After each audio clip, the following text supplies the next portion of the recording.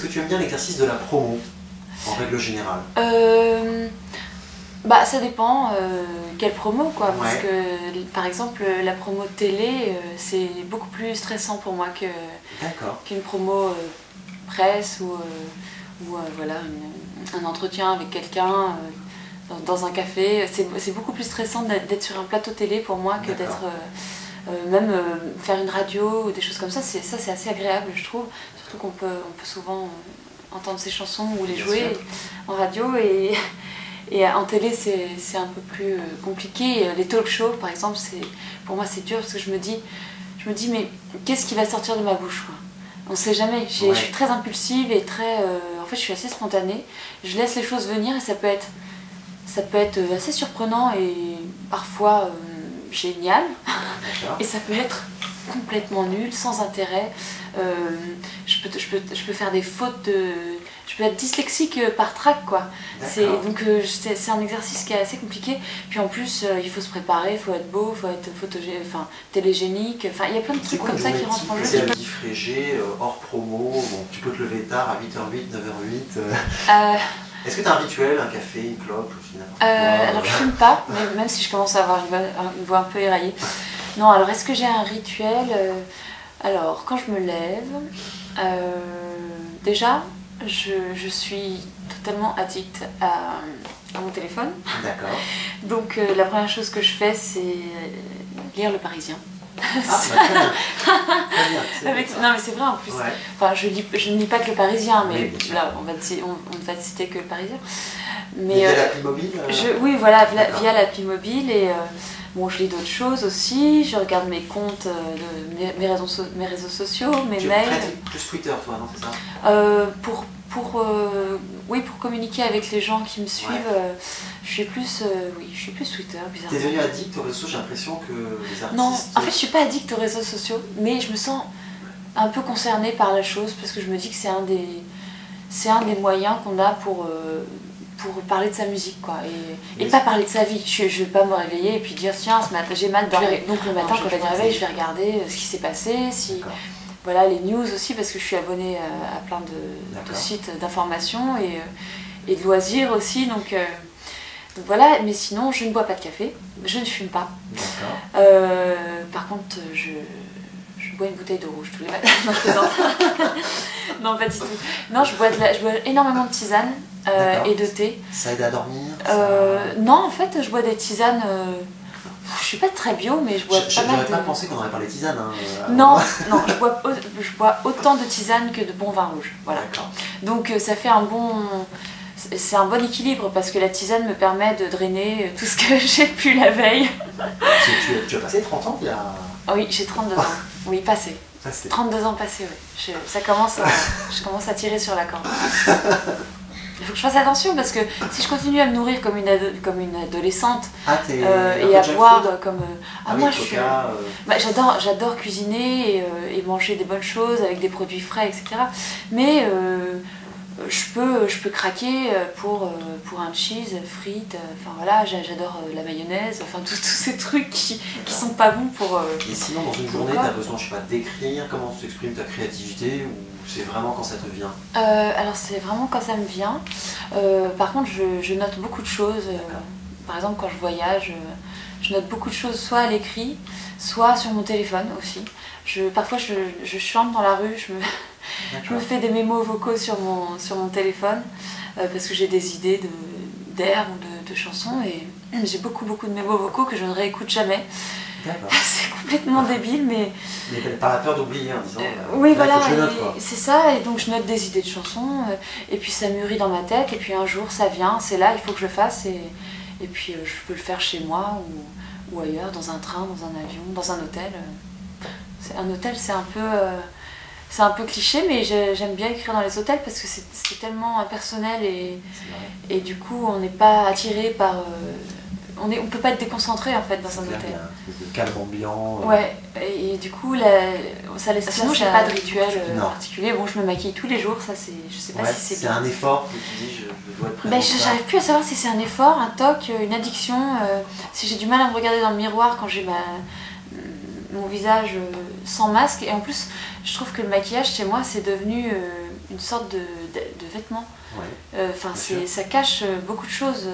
Quand je suis pas maquillée, j'ai l'impression d'être beaucoup plus lisible et beaucoup plus fragile. Donc comme j'ai une certaine pudeur, malgré tout ce que les gens peuvent dire, bon, je suis une femme paradoxale. Hein.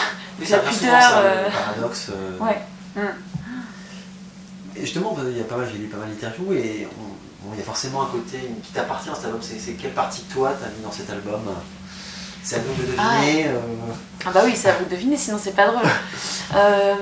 De toute façon, dans chaque chanson que j'écris, même quand elle est pour quelqu'un d'autre, il y a forcément une partie de moi, même quand c'est inconscient. Parfois je me demande pourquoi tout à coup je me suis mise à écrire des chansons sur la sensualité, bon, ça a toujours été là, hein, c'est quelque chose qui fait partie de moi évidemment, mais là l'album il est vraiment ciblé sexe quoi en fait, et sans mettre les pieds dans le plat. J'adore la phrase que tu dis, on a intellectualisé le sexe. J'ai lu ça. J'ai dit ça? Ouais, bon. Ah c'est marrant, je me souviens jamais de ce que je dis. Oh là là, c'est fou, j'ai dit ça. J'étais peut-être ivre. Parce qu'il y a de la pudeur, il y a de la féminité, il y a de la sensualité, il y a de la sexualité. Oui, mais justement, parfois je me dis, pourquoi est-ce que c'est venu quoi? Est-ce que une partie de moi était frustrée, avait besoin de se... Enfin, c'est vrai, de se poser la question. De psychanalyse pas vraiment, je suis pas allée très loin, mais aussi pour m'exprimer. Je parle beaucoup, je parle énormément, je crois que je parle trop en fait. Mais... Tu es toujours comme ça dans l'analyse un peu? En fait, je crois que c'est mon égocentrisme qui se révèle, quoi. J'assume d'être égocentrique, vraiment, je crois que je suis comme ça. J'interviewais Corneille, je lui disais, est-ce qu'il faut forcément de l'ego pour réussir en tant qu'artiste? Ah, évidemment. Ouais. Mais parce que qui n'a pas d'ego? Qui qu'on soit... Ou en tout cas un ego plus dimensionné que le... Est-ce que j'ai un ego surdimensionné? C'est possible, parce que je suis égocentrique. Mais quand même, il est pas... C'est comme le cholestérol en fait, il y a un bon cholestérol et un mauvais cholestérol. Moi je crois que mon ego il est plutôt... ça va, il est plutôt bon quoi. C'est quelque chose qui... Ça me fait pas souffrir et ça fait pas souffrir les autres. En tout cas j'espère. Mais je vois que tu as tenu à faire ton bac. Tu es parti à Dijon. Dijon, c'est pourquoi? Ton amoureux de l'époque, il était étudiant à Dijon. Bonne question. Une licence d'anglais, c'est ça? J'ai fait une licence d'anglais, ouais. LLCE. Lettres, langues et civilisation étrangère. Sauf que j'ai pas eu ma licence. Hein. Ah non, j'ai quitté le truc en plein milieu. J'ai lâché le... Alors comment on va de Caunecourt à Dijon? Ah en train. Ouais. Tout simplement. Mais en faisant tes recherches d'études, tu t'es dit qu'il y a que la licence là-bas à Dijon? Effectivement, il y avait des choses qui me poussaient à aller à Dijon, déjà parce que je vivais en Bourgogne et que c'était la meilleure fac, je crois, pour ça, pour faire ce que je voulais faire.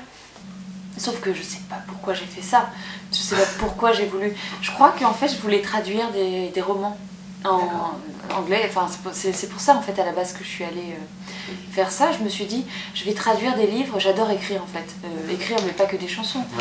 Et je me suis dit, peut-être qu'avec mon style, je vais réussir à retranscrire des romans anglo-saxons ou américains avec mon style aussi, et je trouvais ça plutôt intéressant.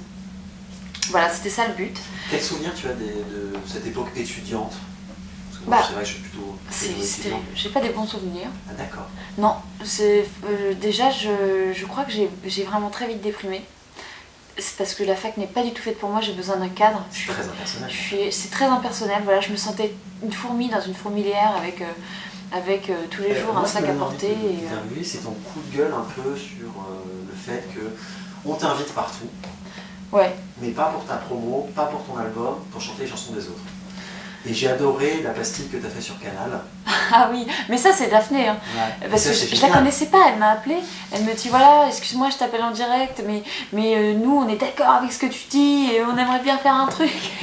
Et j'ai trouvé ça génial, qu'elle le fasse, qu'elle me le propose, et du coup j'y suis allée, parce que pourquoi reculer alors que le message était... En fait, le truc c'est que les gens, j'ai pas voulu pousser un coup de gueule quoi. Les gens l'ont cru parce que évidemment ça fait parler quand on dit elle a poussé un coup de gueule. Enfin, voilà, c'est... Non, en plus c'était sur les réseaux sociaux. Moi, oui, en fait au début, ça m'énerve ce truc de censure sur Twitter. Et il faut écrire que je comprends pas ça. Et 140 caractères. Non mais je crois que je vais créer un blog et puis je vais me plaindre dessus. Je vais faire un cahier des plaintes des LODPG, parce que je me plains beaucoup en plus. Et pour plein de trucs. Là, je suis en train de devenir C'est parisienne. quoi la prochaine étape? Qu'est-ce qui m'arrive? Bah, je sais pas C'est si je, un suis, si je dois franchir des étapes. Non, mais c'est bon, t'as déjà en tête le 5e album. Ah, moi, t'as alors, encore des si, il y a un concerts. truc qui pourrait vraiment Ouais. me combler.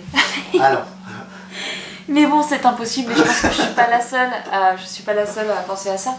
Non, c'est juste que j'aimerais, je voudrais acquérir une liberté artistique et je voudrais me sentir libre en fait. tu n'es pas? Je me sens assez libre dans mes choix parce que je continue de faire mes choix et pourtant je pense que parfois les gens de ma maison de disques doivent se dire mais cette fille est impossible, on va jamais vendre de disques avec elle, c'est pas possible avec les choix qu'elle fait, mais je continue de me sentir libre là-dedans, mais je voudrais vraiment me sentir libre, c'est-à-dire pouvoir à la fois choisir ce que je fais, continuer sur cette route-là, mais aussi pouvoir en vivre décemment et pas avoir l'impression d'être sans cesse en train de rattraper quelque chose qui m'échappe. Qu'est-ce que je peux te souhaiter? La sérénité. La sérénité. Je suis pas quelqu'un de très serein et j'aimerais des choses belles et, en étant totalement en toute possession de mes moyens. Bah, je te remercie beaucoup, moi j'ai beaucoup apprécié l'album. Merci. Ça fait longtemps que je voulais t'interviewer et voilà, Je me suis lâchée. Tant mieux.